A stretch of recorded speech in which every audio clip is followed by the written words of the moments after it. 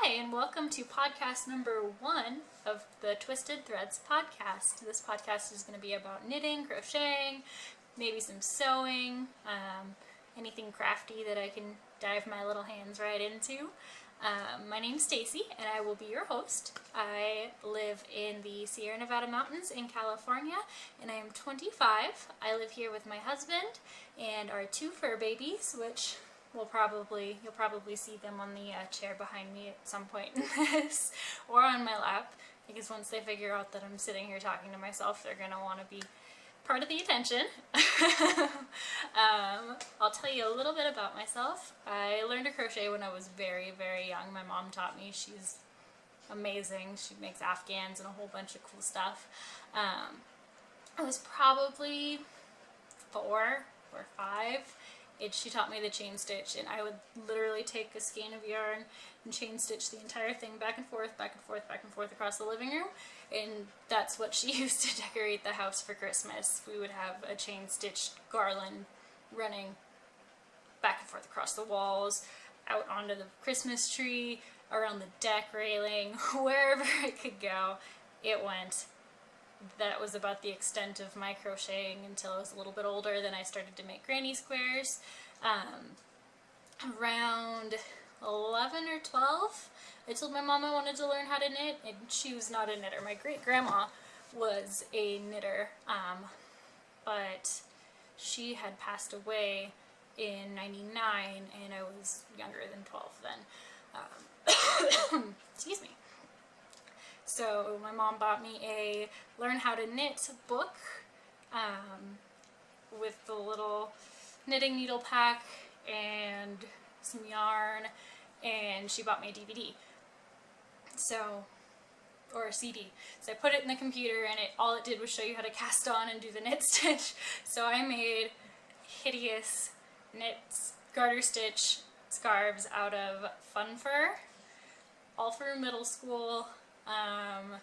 They were horrible, but I gave them to my friends. My friends loved them. So I kind of learned then.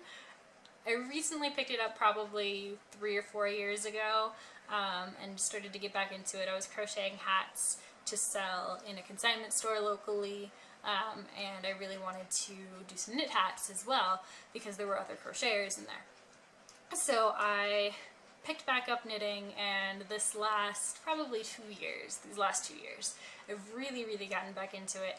Last year I started making socks for the first time. I did my first sweater. Since then I've made a few. So I think this is the appropriate time to start a podcast so I can show everybody and join into the community, because I want to be part of that. I want to share my love for this amazing hobby, and I don't even know how to describe it. Oh well. You know what I'm feeling. You know why I'm here. I will show you a finished object that I have, even though you've never seen me work on anything yet. But I literally just finished it this morning. I've woven the ends and took it off the blocking mats, so I feel like it's appropriate to share a finished object on your first podcast if that's the case. So this beautiful thing that now it's too hot to wear because it was 80 degrees today already. Last week it was in the 40s and raining, and the week before that it snowed. Now it's 80. Like, what? It went from winter straight into summer. There's no spring apparently, but that's okay. I'll get over it. I'll just continue to knit stuff. So this is the Marcel shawl by, I think it is Little Church Knits. It's a free pattern off of Ravelry. The pattern directs you to their website. Here we go. This is kind of what it looks like. It blocked out to be quite large. I absolutely love it.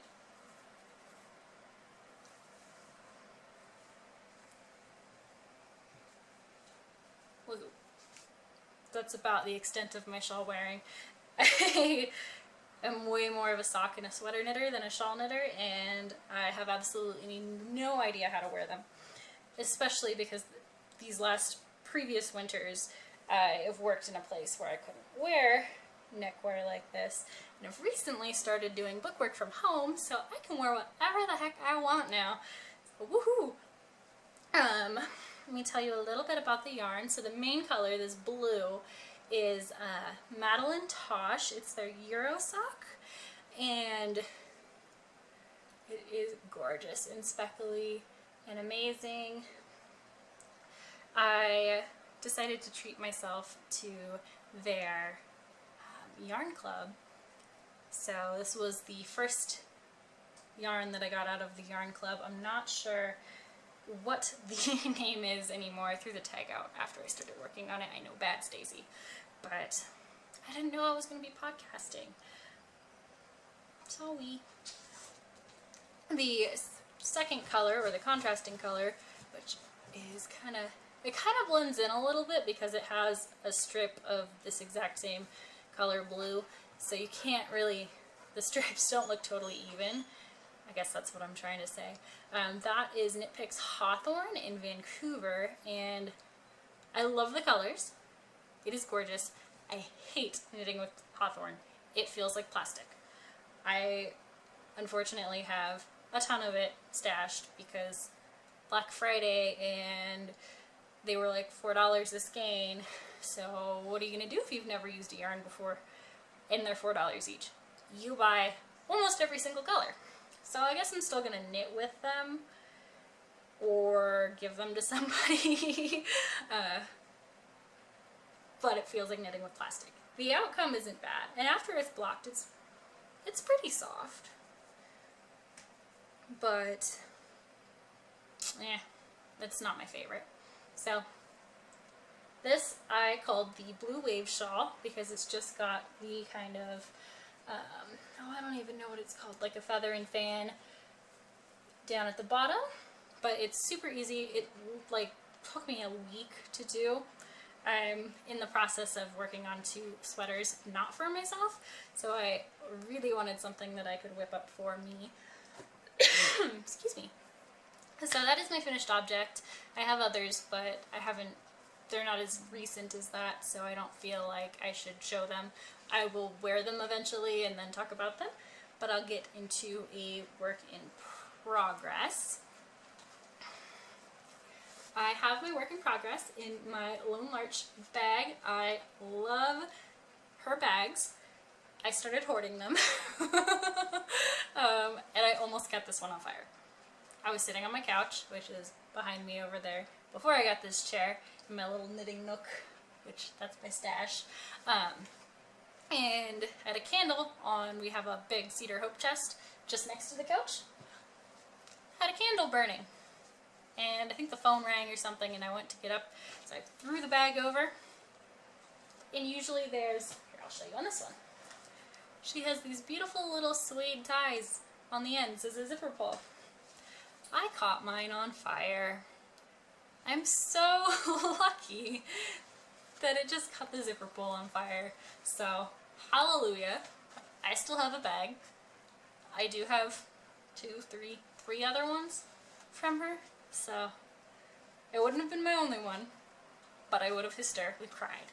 So, we don't want that. We don't need no hysterical crying. So what I have here, I'm right in the middle of working on the gusset for these socks. I call them the Beer for Breakfast socks.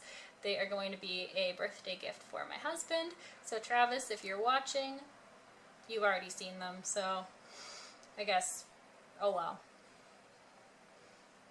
But they're pretty cool. I'm knitting them out of Knit Picks Woolly Andes Sport.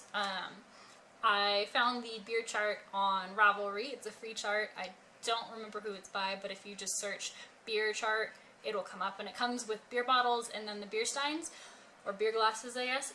And I did not like the beer bottles as much, so here they are. It is super cute. I'm just going down the gusset. I'm working these on size 2 needles. They're the Knit Picks Majestic ones. I just got them with this yarn actually, because I really like my wooden DPNs. So that's what these are. I did 56 stitches on the 2 needles, 15 rounds of ribbing, and then I kind of changed, well, I changed up the chart because it has the beer bottles in it, but the chart is made for 12 stitches across, or 12 stitch repeat. I have multiple of 14, so I just added an extra stitch between each beer glass, and that made it 14 stitches around, so it works out perfectly. So I did the whole pattern down the leg, and then I'm going to do the gusset, and the foot is going to be plain because my husband does not like stuff on the top or the bottom of his foot, except I'm going to say screw that, and I don't have a picture. I have a picture of it, so I'm going to have to show you my phone, but I'm going to make the bottom of the feet say this, hence the beer glasses. So I think they're going to be absolutely amazing. I asked him if he would wear socks with that written on the bottom, so he said yes. So he knows that he'll eventually get socks with that written on the bottom.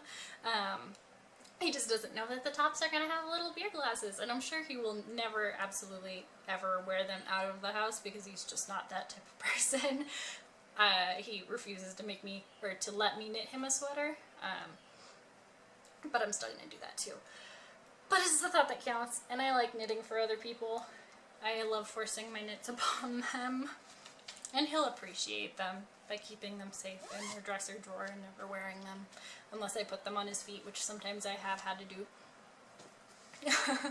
So enough with his socks. I have another Lone Larch bag, go figure, and a half object. Woohoo! This is a sock for me. It is knit out of the cuffs, heels, and toes are knit out of Knit Picks Stroll Brights, and I might have gotten rid of the band. Yeah, I got rid of the band, but it's the like fuchsia color or something like that. The main body of this sock is Manos del Uruguay Alegria in the Happy colorway, and I love this. I started knitting these around Easter time, and I was like, oh, I'm gonna get them done before Easter, and that was like 2 days before Easter, so obviously that was not happening. I was still working my other job before I switched into doing full-time bookkeeping at home. So I was traveling and working a full day and then driving back and then doing household stuff like making dinner and laundry and all sorts of fun stuff, and then sitting down and knitting, and there was no way, Jose, that these were going to get done before Easter. And they didn't get done before Easter, and I kind of forgot about them. So I have made a point to put them in my car because there's a 30-minute stop in road construction just down the road from us. So where I live, we live on a 2-lane highway, one lane in both directions. Going up, our pass is still closed, so there's pretty much nothing past me now that the ski resort's closed up there. To get to my post office, I can get to the post office, and then just past that, this is Dixie. Hi, Dixie. Want to say hi? She's our first month. She is 7. She is a golden retriever lab mix, and she is trying to find something out the window. I guess there's probably squirrels. So back to my story, my tangent. I can get to my post office, and then just past that they're doing road construction at a state park. And there's like a 30-minute wait because they're dropping a bunch of trees. So if I need to get to the grocery store, anything other than mail, it's like 30 minutes to wait in one direction. So these have gone in my car so I can sit there and knit. And they get honked at when I'm not paying attention and all the other cars have gone forward. But shh. So I finished this one sock. She just ate a fly. You ate a fly! You good girl, that was a big fly. So I finished finished that one sock, and I just finished the ribbing on the second one. I'm doing a 60 stitch sock on size 1s. Usually I do them on size 0s, but I was knitting another pair of socks on size 1s, and once I finished those I cast right on for these and I didn't switch the needles. So 60 stitches, 2x2 rib. In this, these needles are the Tiagu sock mini set. Woo! It's a good thing it's attached by yarn. They are the Tiagu mini set. I actually have the set in here. It comes in this cute little pouch, and it comes with size, I think, 000s through 2s. No, 000s through 1.5s, because the next sets, the small sets, have the size 2s. So that is that, and another, look how cute those are. There's probably dog hair all over my bags. I apologize, there's probably dog hair all over me. And I don't apologize for that, because that tells you that I hug my babies. Excuse me. So I have 2 more works in progress that are not for me. They are the 2 sweaters that I mentioned before. So Mom, if you're watching, which I'm not going to tell you about this podcast, so I know you won't be watching, but if you are watching, fast forward like 5 minutes. Or less. I might not talk about it too much. So this giant hunk of sweater is for my mother. It is knit out of Madeline Tosh Home, so it's the bulky weight. It is in, hold on, I have one that's not scanned, yeah, it's not scanned up. It is this right here with dog hair on it. It is in the Whiskey Barrel colorway, so it is just tonal browns with the splashes of blues and kind of rusts. It is really gorgeous. So that's what I'm knitting this out of. The sweater itself is the Buckley sweater by Melissa Shishwari. It's this one right here. It is a paid for pattern, so I won't show you any more than this, but it is beautiful.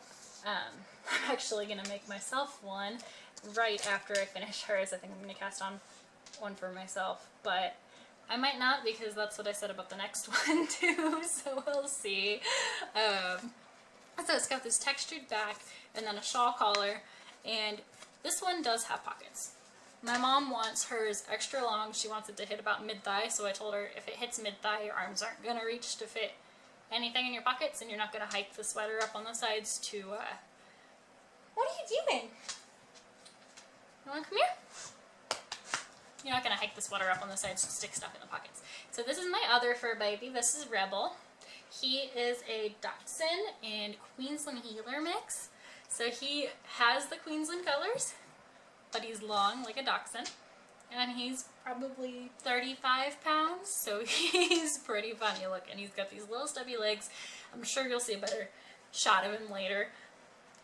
So back to the sweater. So I'm not going to do the pockets. And I'm almost done with the main body of the sweater, and then I'm going to do the ribbing. Now I'm knitting the 2 extra large. I fit the measurements for the ladies extra large, or just the extra large size, on the pattern, but she wants to wear it over a bunch of, she wants to layer it. And since it doesn't have buttons or anything, which I might attach a couple buttons when I'm done, just in case it's loose, then that way it'll stay on. So it's going to be a little hard to show. The arms, and then this is the back, and hopefully you can see that. This is the textured stitch. Hopefully it's focusing too, I cannot see a darn thing. So right now it's quite long.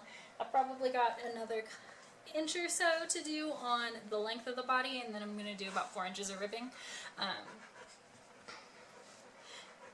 So she wants to layer it, she wants to heavily layer it, and my parents are both interested in moving to Alaska either this fall or next spring, so she wants something heavyweight, thick, that she can wear a bunch of layers on underneath to keep her warm up there.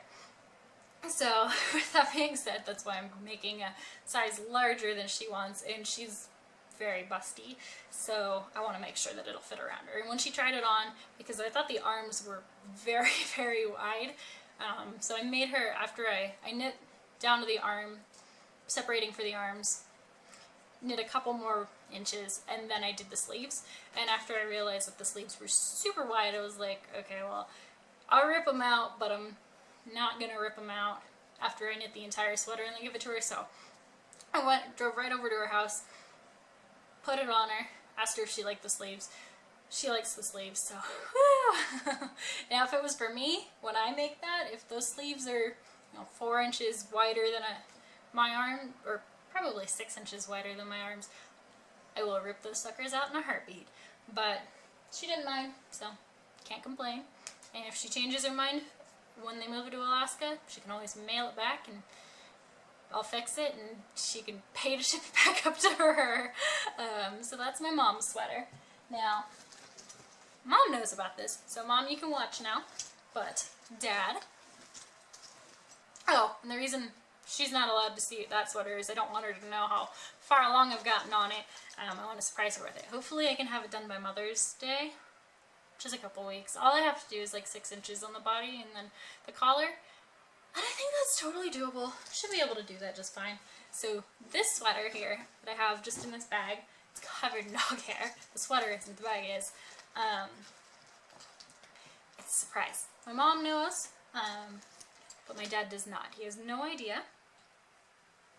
And the only reason I'm making this is because I went over to their house, my parents' house, to talk about sweaters to my mother, and we went over yarn, patterns. We looked on Ravelry for hours and then shopped online and found the Madeline Tosh, which that is a darn expensive sweater. So we did that, I left, she sends me a text message after I get home, and she goes, your dad just told me that he wouldn't mind having a wool sweater that you knit for him.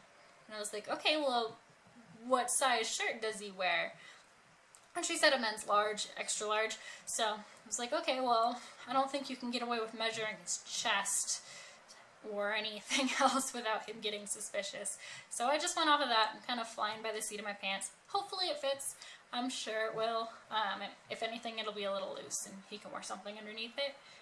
This thing is so soft though, I would want to wear it shirtless. I would want to be shirtless in it. Let's see, is this the, no, this is the front. This here is the Boatyard pullover, and I am not very far along in this. I split for the sleeves, and I've probably got, I don't know, 2.5, maybe 3 inches down. So this is the Boatyard pullover. It's by Hannah Fettig, and it's out of her texture book. I just bought the e-copy of it, and look at that. I was going to say I'm in the middle of a row, but when you work in the round, everything is the middle of a row, so it doesn't really matter. But it is a beautiful moss stitch, so it is a double seed stitch or moss stitch all over, everywhere, except for in the increases in the raglans. But so that's that. I am knitting the 48-inch size, which I think my dad's chest, my husband has a 40-inch chest, and I know my dad's bigger than that. So I said to knit it, the finished size should have 4 inches of positive ease. So I was like, okay, well, if he's probably got like a 43-inch chest, 44-inch chest, my dad, so I'm knitting the 48, so there's positive ease. So if anything, it'll be a little loose, which will be fine. Better loose than tight, I think, for him. He is not a tight sweater kind of guy. He doesn't own a pair of tennis shoes, all he wears is work boots. And I'm very surprised that I'm getting to knit him a sweater. Kind of like if my husband came up to me and said, Stacy, I want you to knit me a sweater. I think I'd really like that, so I'm kind of still in shock. But I'm knitting this out of Cascade Longwood, and oh my gosh, it is so soft. It is so soft. I wanted my husband to try it on, but I didn't want to take it off the needles and put it on waste yarn because I hate putting anything on waste yarn. If you can tell by looking at the sleeves, I have add on a 16-inch circular with what, needle stoppers, whatever those things are called, on the ends. And I have the Chiagu interchangeable set. I have a full set. So I have the 14-inch cable with more stoppers on this side, but no needles, because I absolutely hate waste yarn. I will not put anything on waste yarn. I do not like threading a needle through. I would much rather thread a knitting needle, or just slip the stitches onto another knitting needle and then stop it. And then when I want to start this sleeve, I just go ahead, pick up the stitches in the underarm and take the stoppers off, and bam, I'm ready to go. I don't have to put them back on needles or anything, and then I just screw needles onto this, same thing, stitches under the underarm. That was pretty difficult. Pick up the stitches under the underarm, and bam, ready to go. No waste yarn for this woman. So, Cascade Longwood, I think it is their charcoal. I think it's like color 29 or something like that, because it's not on the ball band. Of course, I don't have a ball band in there as well, because who would have thought that I would have decided to podcast? But this is what the ball looks like. It's so soft and squishy. I do have a gripe about this yarn.